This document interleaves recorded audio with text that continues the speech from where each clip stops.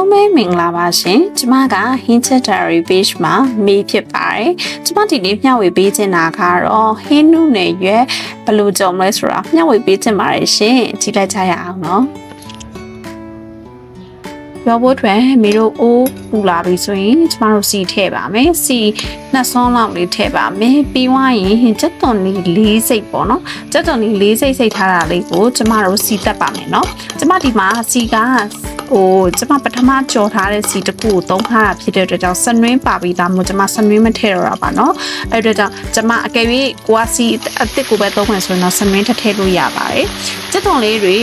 စီတက်ပါမယ်ကြက်သွန်လေးတွေစီတက်လို့ပြီးသွားပြီးကြက်သွန်လေးတွေလည်းတော်တော်လေးအဆင်ပြေလာပြီဆိုရင်ကျမတို့ဟင်းနုနယ်ရွယ်လေးတွေကိုစပြီးတော့ကြော်ပါမယ်ရှင်ဒီမှာပြောချင်တာကလေဟင်းနုနယ်ရွယ်စပြီးကြော်တဲ့အချိန်မှာ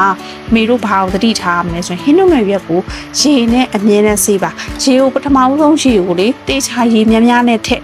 ပြီးတော့စားလေးထည့်ပြီးခဏလောက်စိမ်ထားပြီးတော့မှနှစ်ထပ်သုံးထပ်စေဘာဖြစ်လို့လဲဆိုရင်စားသဲအရန်ပါပါတယ်เนาะအဲ့ဟင်းနုနယ်ရွက်ကသဲအရန်များတယ်အဲ့အတွက်ကြောင့်အဲ့လိုမျိုးလေးစေးပေးပါเนาะမေအဲ့တခုလေးကိုကြံကြံပေးပါရရှင်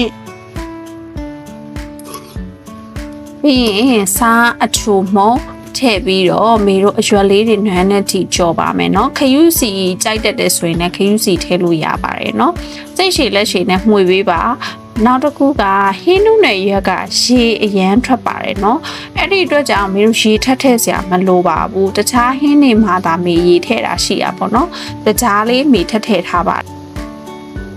အရွက်လေးတွေနန်းသွားတဲ့အထိမီတို့ဟိုဘက်ဒီဘက်တိချလေးကြော်ပေးပါနော်အရွက်လေးတွေနန်းသွားပြီဆိုရင်အရသာလေးကိုမြည်ကြည့်ပြီးတော့အနံ့အရသာကျေနပ်ပြီဆိုရင်တော့မီတို့ဟင်းကောင်းတစ်ပွဲကိုရရှိပါပြီရှင်ဒီလိုရာဒီဥတုမှာ